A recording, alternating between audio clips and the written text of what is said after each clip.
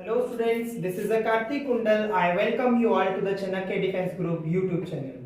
So students, as you know, we have studied about our first topic of English, that is noun. And as you know very well, we have discussed about the definition of noun, the kinds of noun, the cases of noun and the numbers of noun. So I think so we have a need of one recapitulation all the things whatever we have learned in our previous classes. So students, let's start with the definition of noun. The noun is a name of a person, is a name of a thing or a name of place that is used to describe. Okay, and if we are talking about the numbers of noun, there are two numbers of noun. The first one is singular number and the second one is plural number. Now move on, what are the singular numbers? The singular numbers are those numbers of noun when we talk about only individual thing, when we talk about only one thing, that is known as singular number of noun. For example, a book, a chair. यहाँ पर हम सिर्फ और सिर्फ एक ही चीज की बात करते हैं, सिंगल चीज की जब हम बात करते हैं, that is known as singular number of the noun. So now move on the next number of noun, that is plural number of noun. So plural number of noun basically बेटे क्या आते हैं, जब हम सिंगल चीज के बारे में बात ना करके ग्रुप के बारे में बात करते हैं या टू और मोर थिंग्स के बारे में बात करते हैं या किसी भी चीज के सेट के बारे में बात करते हैं, that is known as plural number of noun. For example books, chairs, tables. जब हम बुक्स जो है, the books are may be 2 or 3 books, बहुत सारी बुक्स की जब हम बात करते हैं या बहुत सारे चेयर्स की बात करते हैं, बहुत सारे टेबल्स की बात करते हैं, बहुत सारे बॉयज की बात करते हैं, या हम we are talking about the group of girls, that is known as the plural number of noun. I hope you have understood. Now move on next. What are the cases of noun? So children, there are 3 cases of noun. The first one is objective case, the second one is subjective case, and the third one is possessive case. Now move on. What do you mean by the objective case of noun? Objective case noun के अंदर बेटे क्या होता है, जब हम when noun or pronoun is used as the subject in the object in the sentence, that is known as objective case of noun. जब noun और pronoun जो है बेटे वो सेंटेंस के अंदर एज ए सब्जेक्ट यूज किए जाएं, that is known as objective case. और अगर दूसरी तरफ अगर हम बात करते हैं कि सब्जेक्टिव केस क्या होता है नाउन का, तो बेटे the subjective case is the case when the subject is used as the verb of noun or verb used as the verb in the sentence, that is known as subjective case. Means जब जो है verb जो है, subject जो है उसको verb के लिए यूज किया जाए, ठीक है, उसको हम बोलते हैं subjective case of noun. तो बेटे सब्जेक्टिव केस ऑफ नाउन भी आपको समझ में आ गया, I hope. Now move on the last case of noun, that is possessive case of noun. अब जो बेटे पोजेसिव केस के अंदर हमें पोजेसिव से ही एक वर्ड आता है पोजेशन. तो पोजेशन की जब हम बात करते हैं या जब हम जो है ऑनरशिप की बात करते हैं, और द थर्ड वन जब हम किसी भी बिलोंगिंगनेस की बात करते हैं, that is known as the possessive case of noun. For example बेटे अब पोजेसिव केस की अगर मैं बात करता हूं तो उसके भी 2 रूल्स होते हैं कि हम उसमें अपोस्ट्रोफ एस का यूज करते हैं. लेकिन फ्रेंड्स मैं बेटे आपको एक चीज बता देना चाहता हूं, when we are talking about the non living things, okay, when we talking about the non living things, then at that place we are not able to use the apostrophe s with the non living things. Okay, and move on next. If we are talking about the living things, जब हम living things की बात करते हैं, human beings की बात करते हैं, तब हम हमेशा ही क्या करते हैं, the rule is firstly we have to add the possession and of plus noun. Last में हम नाउन को लेकर आते हैं, यही हमारा पोजेसिव केस का होता है. For example non living things के साथ हम हमेशा अपोस्ट्रोफ एस का यूज करते हैं. आई hope you have understood about the cases of noun.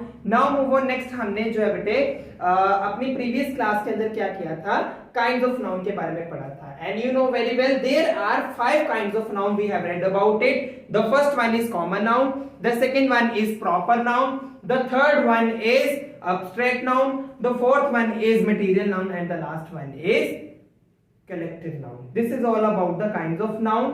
So today, children, today we are going to discuss about the exercise of noun. Today we are going to discuss the exercise of noun, and we will also solve these questions regarding the noun. So let us move on the first question of the noun, that is a dash of cattle was grazing in the field. Now what we have to do, we have to choose the correct noun. Okay, we have to choose the correct option as the noun according to the meaning of the question. अब हमें क्या देखना है कि a dash of cattle, cattle means cattle कौन होते हैं, जानवर. A dash of cattle was grazing in the field.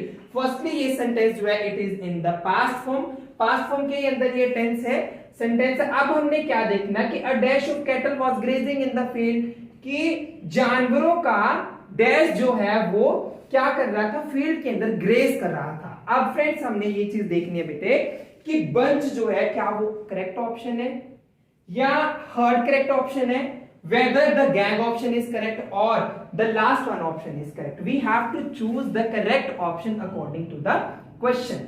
Now move on first option, that is bunch. अगर फ्रेंड्स हम बंच की बात करते हैं तो बेटे bunch is not a more appropriate option for the kettles, because bunch क्या होता है, वो पूरा एक ज्वाइंट ग्रुप होता है, ज्वाइंट ग्रुप होता है जो एक दूसरे से अटैच होते हैं. But here we are talking about cattles, तो कैटल जो एक दूसरे से ज्वाइन नहीं होते हैं, so this is a incorrect option. Now move on next, herd. Yes, herd क्या होता है बेटे, it is a group of animals. We always use the word herd for the groups of cattle, the group of animals. So option B is a correct, herd. So it makes a sentence that a herd of cattle was grazing in the field. I hope you have understood about the first question. Now move on. The second question is the waiter put all the dash on the table. The waiter put all the dash on the table, and the options are knife, option B is knives, option C is knives, and the last option is knife. अब क्या waiter कौन है, waiter में भी here they are talking about the restaurant, है ना, restaurant की बात कर रहे हैं. रेस्टोरेंट के अंदर जो वेटर्स होते हैं उन्होंने बोला है कि जो वेटर ने क्या किया, put all the dash on the tables, उसने सारी की सारी जो डैश थी वो किसके ऊपर रख दी, टेबल्स के ऊपर रख दी. Now move on next. मैं इसके ऑप्शंस हैं. If we talk about the first option knives, तो बेटे जो नाइफ्स है, knife is only a one tool. Okay, knife is only a one tool, और knife is only is a singular form. Knife is a singular form, और मैं पहले ही आपको बता देना चाहूंगा जो नाइफ का प्लूरल फॉर्म होता है, इट ऑलवेज नाइव्स, वो नाइव्स बन जाता है, एफ ई नहीं लगता लास्ट में. So the first option is incorrect, and the second option nif is totally incorrect, and the option C, if we are talking about the option C, that knives, knives is a correct option because the plural of noun is the plural form of noun. Knife is knife. So option C is correct. यहाँ पर हम क्या option करेंगे, knives. Okay, I hope you have understood. Now move on. अब हमारे पास जो है next third question क्या है, I am not sure of the dash of the cloth. अब उसने बोला कि मैं क्लोथ के डैश के लिए बिल्कुल भी क्या नहीं हूं, मेरे को श्योरिटी नहीं है. लेकिन क्या options are long, tall, height and length. Always remember one thing बेटे, जब हम किसी थिंग की बात करते हैं, नॉन लिविंग थिंग की, उसके लिए हम लॉन्ग, टॉल और हाइट, लॉन्ग और टॉल, लॉन्ग की बात करते हैं. ओके, और ह्यूमन बींग्स के लिए हम टॉल और हाइट की बात करते हैं. लेकिन लेंथ जो है हम किस चीज के लिए बात करते हैं, that is usable for us. Okay, non living thing के लिए हम इसको यूज करते हैं. तो क्या होगा, I am not sure of the long off the cloth, ये कोई भी सेंस नहीं बनती है. ओके, अगर हम बात करते हैं टॉल की, तो टॉल वर्ड जो है वो बिल्कुल भी सुटेबल नहीं करता इस ऑप्शन के लिए. So this is also a incorrect option. If we talk about height, Height is always used for the person to measure the height of the person. Okay, height जो है हम किसी भी इंसान की हाइट को मेजर कर, लंबाई को मेजर करने के लिए यूज करते हैं height word. So it is not a correct option. Now the except last option जो हमारे पास बच गया है, we have left only one option, option D, that is correct option, that is length. Means I am not sure of the length of the cloth. This is the correct option to the question. Now अब हमारे पास जो है fourth question क्या है, that dash eyes were blue. मतलब उसकी eyes जो है ब्लू है, लेकिन किसकी आईज है, अब हम उसकी बात करते हैं. First one is cats. Friends, अगर मैं फर्स्ट ऑप्शन की बात करता हूं कैट्स, कैट्स जो है ये प्लूरल फॉर्म है, सिंगुलर फॉर्म में नहीं है. तो आईज के बाद क्या आना था, ये जो है वर आएगा, लेकिन ये प्लूरल में, लेकिन ये ऑप्शन नहीं आएगा क्योंकि हमने उसकी बात करनी है ना. तो की का वर्ड जो है, की वर्ड इसमें ऐड नहीं हो रहा है, it is only the plural form cat. But यहां पर वर लिखा हुआ है, वर जो प्लूरल फॉर्म में होता है, ये कैट जो सिंगुलर फॉर्म में है, it is totally incorrect.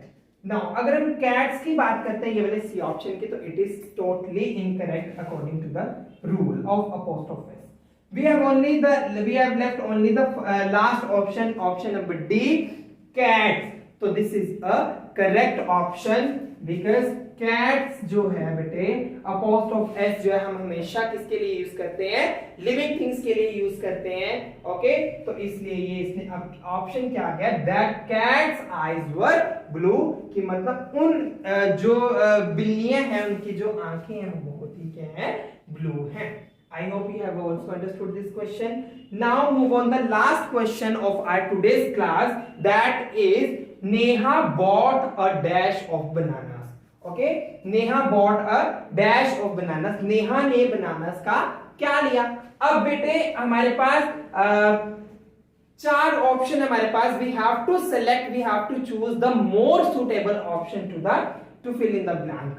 We have first option leaf. Leaf is not a correct option for the fill in the blank. We have the second option, that is mob. तो mob जो है बेटे, mob is a group of persons होता है who जिनका work क्या होता है, to destroy, to demolish anything. Okay, so mob जो है it is a group of, you can say that gangsters जो होते हैं उनको mob कहा जाता है. ठीक है, and the option B is bunch. So bunch क्या होता है, bunch is a word or it is a thing जो बिल्कुल एक दूसरे के साथ क्या होती हैं, अटैच होती हैं, they are attached with each other. So this is the correct option, that bunch. So the answer is Neha bought a bunch of bananas. कि नेहा ने क्या किया, बनानास का क्या लिया, पूरा का पूरा बंच लिया. ओके, अगर फ्रेंड्स अगर हम बकेट की बात करते हैं, तो बकेट जो है वो बिल्कुल क्या होता है, उनको क्या होता है, होते वो इंडिविजुअल, लेकिन उनको टुगेदर किया जाता है, उनको ज्वाइन किया जाता है. But here we are talking about bunch. ठीक है, बंच उसने पूरा का पूरा अटैच जो उसने गुच्छा बनानास का लिया. So students, I hope you have understood all the questions of the exercise of noun.